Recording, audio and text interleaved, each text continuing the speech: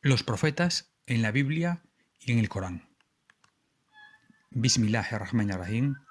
Allahumma salli ala Sayyidina Muhammadin il-Fatih lima, ulika wal khatim lima, sabaka nasril haq bil haq, wal hadi ila siratika al-mustaqim, wa ala alihi haq qadrihi wa miqdarihi al-adim.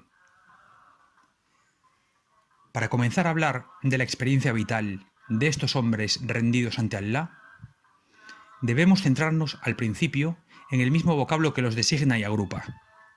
El término Nabi, de raíz semítica, es usado por igual tanto en el noble Corán como en la Biblia hebrea. La traducción de los textos hebreos al griego, la famosa traducción de los 70 en Alejandría, introduce la palabra profeta, cuyo significado etimológico es el de hablar por o en nombre de alguien, en este caso de Allah subhanahu wa ta'ala. Clarificando pues el concepto, por desgracia hoy más bien asociado a charlatanes que se atribuyen la capacidad de adivinar un futuro cuanto más desastroso peor, nos adentraremos esta tarde en la aventura existencial de personas que dedicaron su vida a la transmisión de un mensaje mucho más poderoso que cualquier apelación a la prudencia. Los veremos enfrentados a los poderes mundanos. Los veremos huir ante una responsabilidad abrumadora para reconocer después su impotencia ante la seducción de aquel que los envía e incluso enemistarse por ello con sus seres más queridos. Los motivos de tiempo nos obligan a centrarnos en cuanto a los textos bíblicos en Amos, uno de los profetas llamados menores, no porque su importancia sea menor, sino atención a la extensión de sus libros respectivos, sin renunciar por ello a mencionar algunos de los profetas mayores, como Jeremías y Daniel, a la vez que intentaremos comprendernos desde la experiencia de Sidna Mohammed, sallallahu alaihi wasallam, sello de todos los profetas. La vocación mística del profecismo. Profecismo y unión mística son complementarios e indisociables. Antes de que la palabra profética cobrara forma en el antiguo Israel, contemplamos en el primer libro de Samuel a un grupo de místicos danzantes, calificados como profetas, que se comunican con Allah a través de la danza y de la música, ofreciéndonos una remotísima y evocadora imagen de lo que hoy conocemos por sufismo. Samuel 10, versículos 5 y 7, dicen: al entrar en la ciudad te encontrarás con un grupo de profetas que bajan del altorzano precedidos de arpas, tambores, flautas y cítaras, y que van profetizando. Entonces se apoderará de ti el Espíritu del Señor. Profetizarás con ellos y te convertirás en otro hombre. Sobre todo, el mensaje profético es una radical vivencia mística. Vivencia mística que se va perfilando en la interioridad del individuo, para cristalizar después en la palabra, el gesto, la acción y las decisiones hasta hacer al profeta inseparable de su mensaje. Por ello, Aisha radhiyallahu anha definía a Sidna Mohammed sallallahu alaihi wasallam como el propio Corán caminando, un Corán andante. Ante la aparición terrible y fascinadora de la llamada o vocación, los profetas experimentan con temor y temblor no solo la magnificencia de aquel que los encomienda, sino, dato fundamental, su propia incapacidad e indignidad para llevar a cabo una tarea colosal. Y esto precisamente es lo que les diferencia de los falsarios. El falso profeta concibe su pretendida condición como un estatus de privilegio en la sociedad. Son portadores de mensajes acariciadores con el poder mundano que ellos mismos pretenden y al que se acomodan sin pudor alguno. Basta en cambio leer los relatos de vocación para darse cuenta del desgarro interior, del vértigo que estos creyentes sinceros sufren ante una palabra más abrasadora que el fuego y a la vez más dulce que la miel. Analizaremos brevemente algunos de estos relatos. Jeremías 27. Tú me sedujiste, Señor, y yo me dejé seducir. Me has violado y me has podido. Jeremías, como vemos, llamado desde su más tierna edad, describe su vocación como una seducción a la que no se pudo resistir, aunque se empeñara en ello con todas sus fuerzas. Una vez más encontraremos en el encuentro sexual entre el hombre y la mujer la metáfora perfecta para explicar la poderosa atracción que Allah subhanahu wa ta'ala ejerce sobre el siervo. Verbos como seducir, forzar, violar, ilustran la fascinación de una llamada que cura y desgarra, porque el profeta es ante todo el hombre de la palabra. Ella es la que le transforma por dentro, convirtiéndolo en un hombre nuevo, preludio viviente de una nueva humanidad. Por ello la palabra, aunque puede ser recibida en los lugares más variados, tiene en el desierto su escenario privilegiado. El desierto es el ámbito de la fragilidad y la impotencia humana, aunque también de la libertad, de esa desnudez total que nos envuelve a las esencias más auténticas. Nuestra habitual arrogancia, nuestro sueño de independencia, quedan brutalmente desmentidos ante la vastedad de las arenas terribles que arden bajo un sol implacable. No menos aterrador que el geográfico desierto social que casi siempre el profeta se ve obligado a sufrir, el mensaje de Allah además es rechazado por las sociedades que se creen autosuficientes, engreídas en una prosperidad basada la mayor parte de las veces en la opresión de los débiles.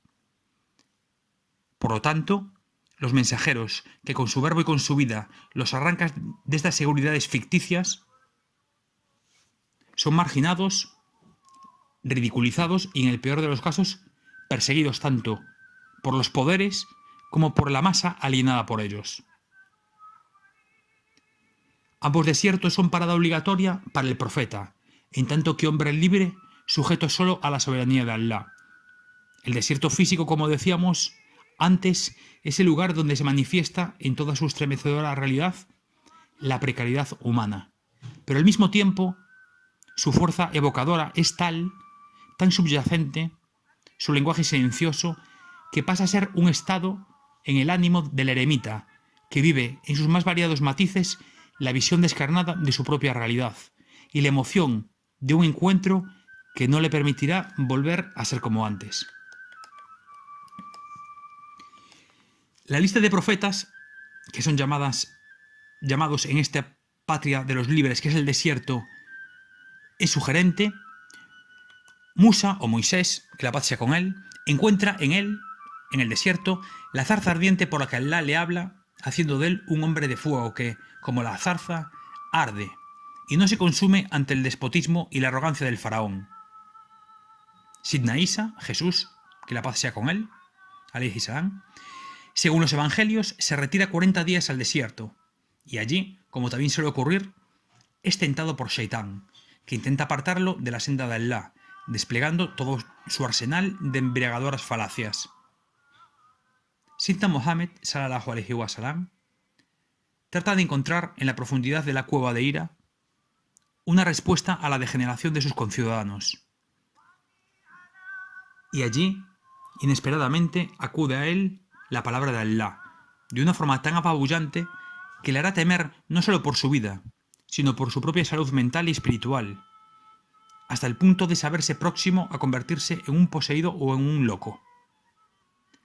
Será el primo cristiano de Jadilla, radiyallahu anhu, Waraka ibn Naufal, quien con su cultura bíblica le haga ver que su experiencia se inscribe en la larga tradición del profetismo ibrahimí. Por ello, a diferencia de las tradiciones judías y cristianas, el Islam no distingue entre profetas y patriarcas, dotando de la profecía, de la nubuwa, tanto a los padres fundadores de los pueblos, Ibrahim, Isaac y Jacob, a reyes, Suleimán y Daud, y a hombres que advierten a sus pueblos de las consecuencias de su incredulidad, como Salih o Dhul Kifl. Entre estos últimos, y portador del mensaje definitivo, se inserta Sidna Mohammed, que la paz y bendiciones sean con él. El mensaje transforma la vida y la personalidad de sus monitores. El entorno social tampoco permanecerá indiferente, suscitando conmovedoras lealtades y feroces persecuciones. Jeremías también dice, 20, versículos 7 y 9, «Se ríen de mí sin cesar, todo el mundo se burla de mí. Cada vez que hablo, tengo que gritar y anunciar, violencia y opresión. La palabra del Señor se ha convertido para mí en constante motivo de burla e irrisión. Yo me decía, no pensaré más en él, no hablaré más en su nombre. Pero era dentro de mí como un fuego devorador, encerrado en mis huesos. Me esforzaba en contenerlo, pero no podía. Son palabras de Jeremías según la Biblia, y según la misma forma, Sidna Mohammed, que la paz y bendiciones sean con él, verá en entredicho su posición en una sociedad que hasta el momento le estimaba por su honradez. Una dolorosa división alcanza a su propia familia, cuyas actitudes opuestas se encarnan en sus tíos Abu Talib, que le brindará su protección hasta el final de sus días, y el feroz Abu Lahab, merecedor de la maldición de Alá en una sura coránica. Y es que los profetas se convierten en palabras vivientes, en hombres signo, que hablan no solo con la lengua, sino también con los gestos. Su sola presencia entre sus coetáneos deja al descubierto las miserias de sociedades erigidas en el autoengaño. Tal y como dice el Corán, no vino a ellos enviado que no se burlarán de él. Sura 15, versículos 10 y 11. El gesto profético alcanza dimensiones pedagógicas insospechadas, a veces más evocadoras que el propio oráculo que ilustran. Participan de la misma pedagogía que Alá, cuyo libro abierto es una creación repleta de signos para gente que reflexiona. En el Corán, en la Sura 13, versículo 3, dice: Él es quien ha extendido la tierra y puesto en ella montañas firmes, ríos y una pareja de cada fruto. Cubre el día con la noche. Ciertamente, hay en ellos signos para la gente que razona. Así, en la fuerza de estos gestos reside la contundencia del mensaje. Jeremías utilizará una vasija para escenificar ante sus paisanos la caída de Jerusalén a manos de los babilonios. Y al mismo tiempo, cuando ésta se produzca, y según el relato de Alá, le ordena comprar un campo en el país destrozado por la guerra, como signo de la llegada de un futuro mejor. Jeremías, en los versículos 10 y 11, dice: romperás la vasija ante hombres que te hayan acompañado y les dirás: así dice el Señor Todopoderoso, yo romperé este pueblo y esta ciudad como se rompe una vasija de arcilla, ya que no puede recomponerse. Jeremías 32, 6, 7 también dice: el Señor me ha hablado así. Mira, Hanamel, hijo de tu tío Salum, tiene la intención de proponerte lo siguiente: compra mi campo de Anatot, pues a ti te corresponde comprarlo, según prescriben las leyes del rescate. Jeremías está preso cuando efectúa la compra y su país devastado por la guerra. La transacción es un signo de futura prosperidad, por lo que trasciende en importancia a toda transacción mercantil. En Sidna Mohammed, que la paz y bendiciones sean con él, son numerosos estos gestos. Como educador de la incipiente umma, emplea algo más que hermosos discursos decantándose por una pedagogía activa basada en el ejemplo. Al llegar a Medina, ciudad dividida en facciones rivales, todos querían tener el honor de hospedar al enviado de Alá. Al haberse decidido por una casa cualquiera, esto habría suscitado los recelos y envidias entre las gentes de Medina con respecto al afortunado anfitrión. Pero en lugar de eso, y por indicación del Rasul, que la paz y bendiciones sean con él, será Qasba, su montura, una hermosa camella blanca, quien, guiada por Alá, elija un lugar neutral para la construcción de la mezquita, residencia del profeta, que la paz y bendiciones sean con él. Jamás los mediníes, las gentes de Medina, pero tampoco la humanidad entera, habían recibido una lección más hermosa de la igualdad de todos los seres humanos. Y aún del resto de las criaturas, pues aquí es una camella quien decide, entre comillas, por encima de sus intereses y lealtades ante Alá. Igualmente, podemos señalar muchas costumbres de Sidna Mohammed sallallahu alaihi wasallam como gestos proféticos.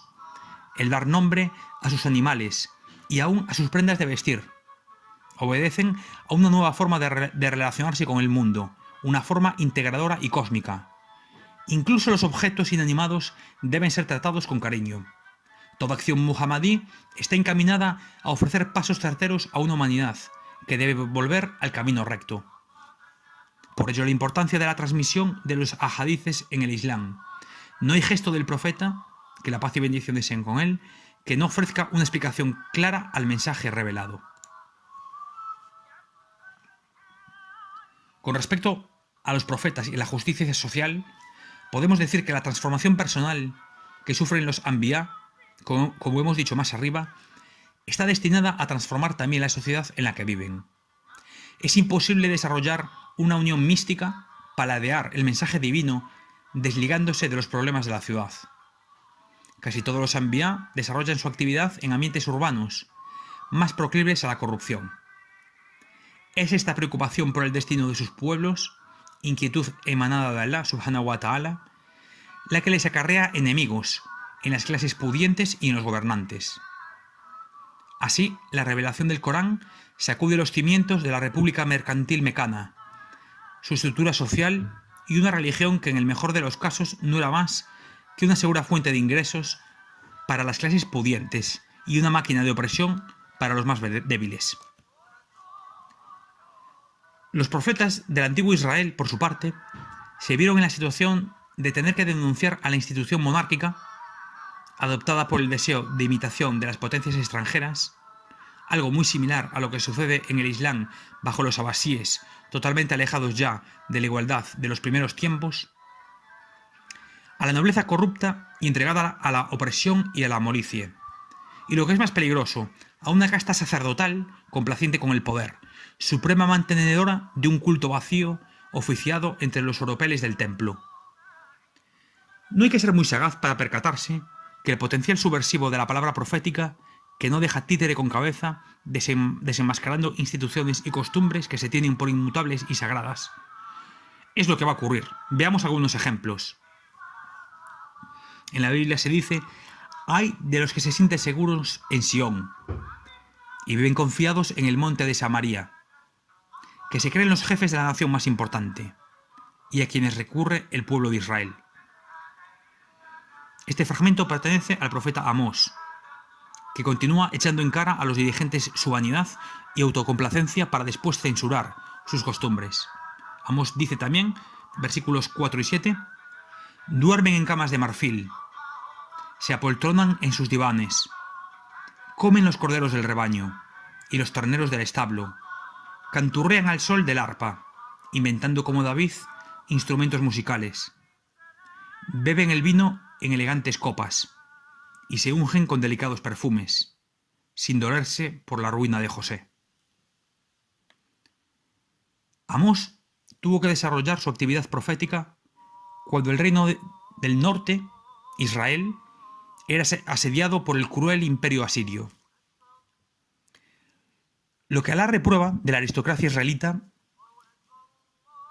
es su estilo de vida lujoso y despreocupado, cuando el pueblo se ve esquilmado por la prepotencia siria. Por ello, se dice: «Irán al desierto, a la cabeza de los deportados, y se acabará la orgía de los disolutos». Esta parte también pertenece a la Biblia, a Amós, y en los versículos 4 y 6 también dice: «Escuchad esto, los que aplastáis al pobre y tratáis de eliminar a la gente humilde, vosotros que decís: ¿cuándo pasará la luna nueva para poder vender el trigo, el sábado para dar salida al grano? Disminuiremos la medida y aumentaremos el precio, y falsearemos las balanzas para poder robar. Compraremos al desvalido por dinero y al pobre por un par de sandalias. Venderemos hasta el salvado de trigo». Vemos, por tanto, cómo en la Biblia constantemente aparecen numerosos ejemplos, y lo que resulta asombroso de este sombrío cuadro de un capitalismo rudimentario, podríamos llamar, que lleva en sí el germen de la rapacidad actual del sistema ultraliberal, igualmente terrible es la consecuencia de esta injusticia sobre el mismo orden cósmico. Como dice Amos en el versículo 8, ¿cómo no va a temblar la tierra por todo esto? La crítica profética alcanza los rincones más recónditos de la conducta social israelita con estremecedores testimonios. Así dice el Señor: son ya tantos los crímenes de Israel que no le perdonaré, porque venden al inocente por dinero y al pobre por un par de sandalias, porque aplastan contra el polvo de la tierra a los humildes y no hacen justicia a los indefensos, porque hijo y padre se acuestan con la misma muchacha, profanando así mi santo nombre. Vamos a toparnos en un texto tan antiguo con un espeluznante testimonio de la miseria humana de todos los tiempos. Generalmente los pobres son llamados los sin voz. A casi nadie les importa su suerte.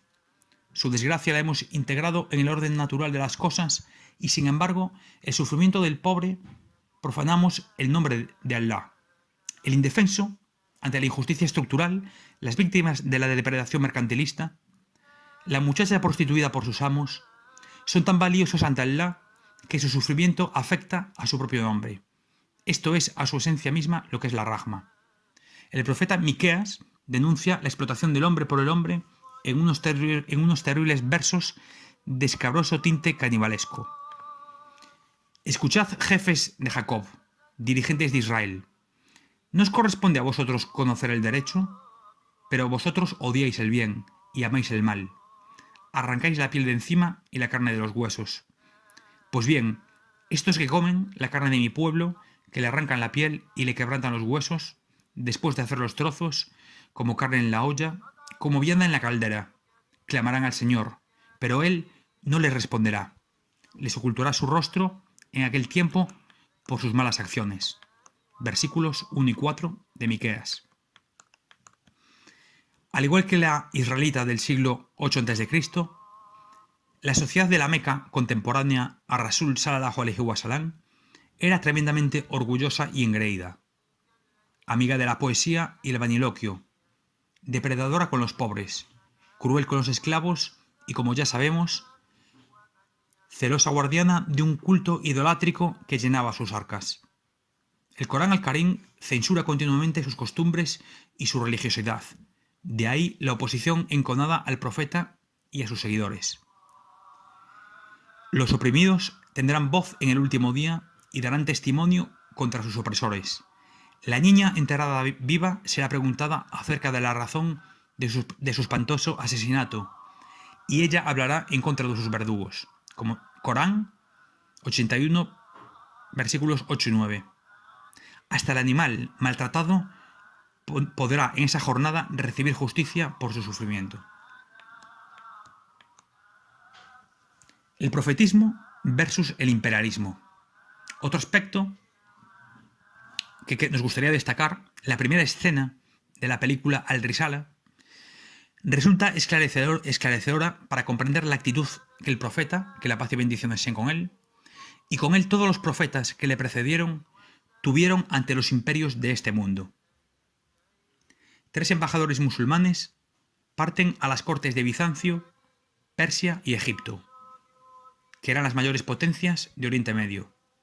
Llevan una carta de Sidna Mohammed, que la paz y bendiciones sean con él, exhortando estos 3 tiranos a someterse al único poder, que es el de Allah.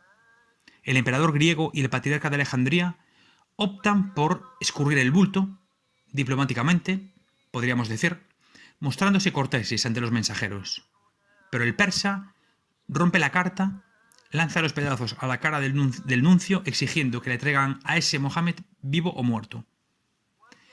El Shah pagará cara a su ofrenda cuando vea su imperio despedazado, al igual que la carta profética, a causa de las luchas internas por el poder.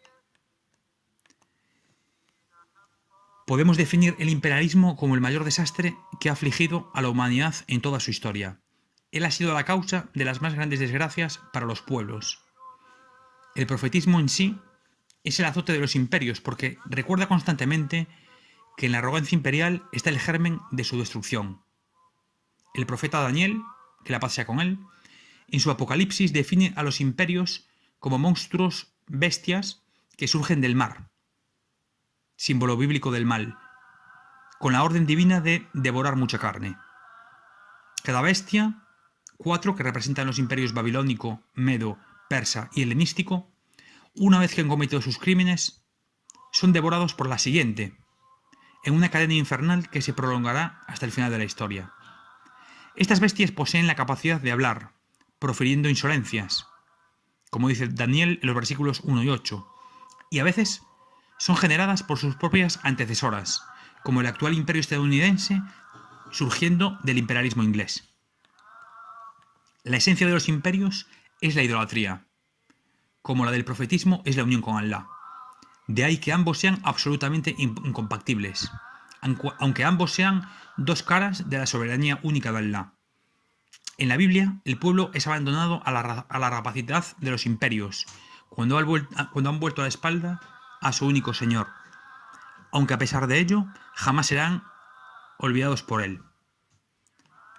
Los profetas abordan el imperialismo con un conocimiento que para sí quisieran las modernas cadenas informativas. En sus invectivas contra las naciones fustigan no solo su arrogancia, sino también el recurso continuo al juego sucio, la traición, el genocidio y la tortura. En estos textos de asombrosa vigencia nos conmovemos ante la crueldad de los sistemas imperiales, sistemas inhumanos hechos a mayor gloria de los tiranos y de las clases privilegiadas que los aupan y obedecen.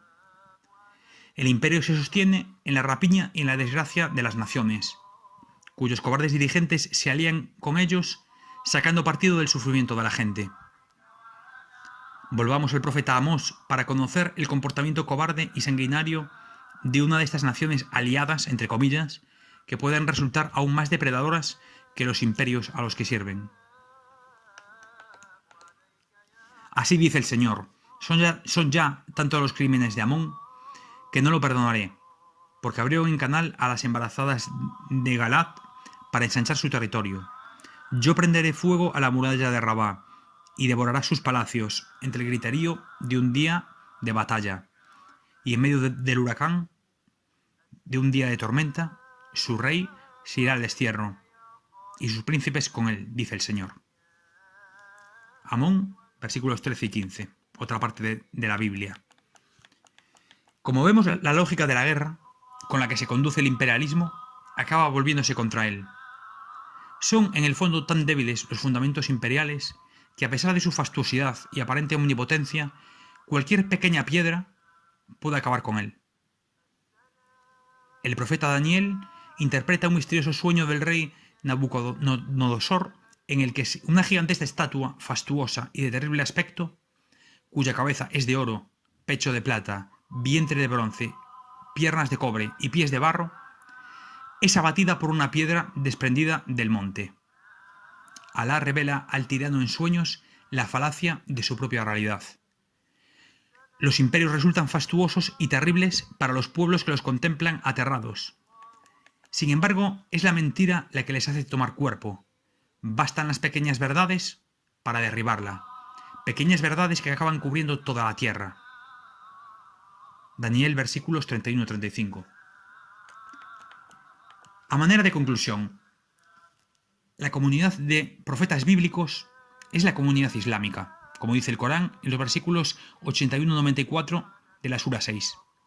Vocación, oráculos, en lenguaje bíblico, e incluso prácticas cultas se unen a la larga cadena de la Hanifía, de la religión natural del ser humano, y de la experiencia ibrahimí, la experiencia del profeta Ibrahim, Abraham, que la paz sea con él.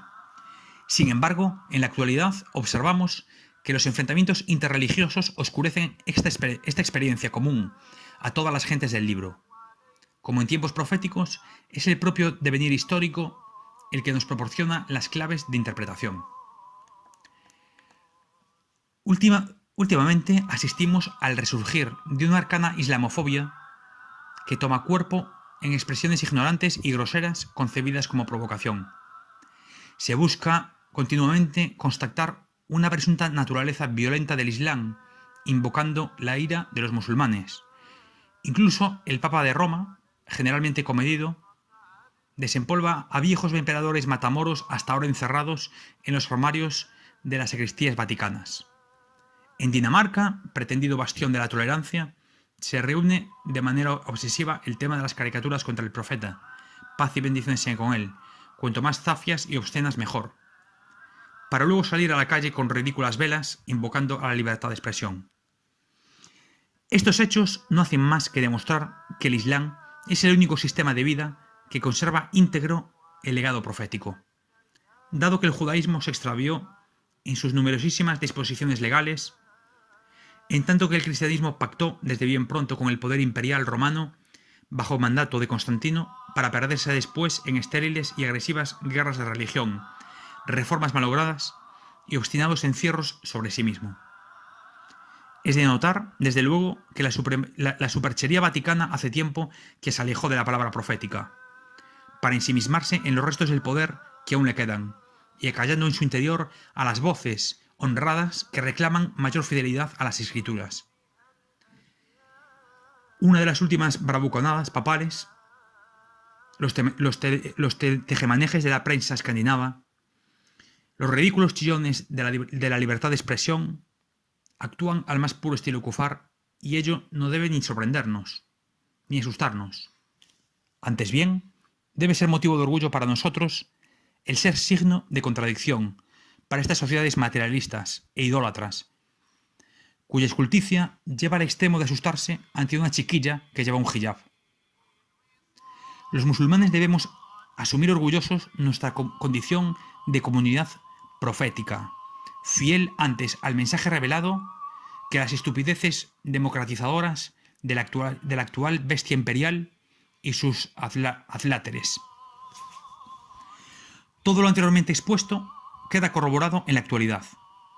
Un sistema imperial que condena a la miseria a la mayor parte de la humanidad, que bombardea, sitia, masacra a las naciones que no cooperan lo suficiente, o que se les oponen directamente y que basan en la siembra del pánico su propia realidad. Unos dirigentes serviles que tiranizan a sus pueblos, socapa de un secularismo progre que reprime a un Islam al que en el fondo temen patológicamente, unos opinadores mediáticos a sueldo del imperio que hacen de la ignorancia dogma de fe. Todo un ridículo que apunta a una palabra profética capaz de alumbrar estos tiempos oscuros. Una palabra profética que hace dignos a hombres y mujeres, que los anima a oponerse ante las bestias que chapotean en sangre y insta a resistir a todo esto. Ante todo ello, los imperios se hacen conscientes de la mentira en la que se fundan, y para mantenerla tienen que matar más y más, y seguir mintiendo para seguir matando, hasta que la sangre de los inocentes se convierta en su única razón, se haga evidente su podredumbre, y finalmente una pequeña piedra, insignificante ante sus ojos, sea capaz de derribarlos, para después crecer e iluminar toda la tierra.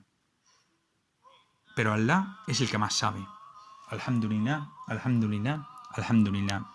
Allahumma salli ala sayyidina Muhammadin al-Fatih lima, ulika wal khatim lima, sabaka nasl al-haq bil haq wal hadi ila siratika al-mustaqim wa ala alihi haqqa bi miqdarihi al-adim.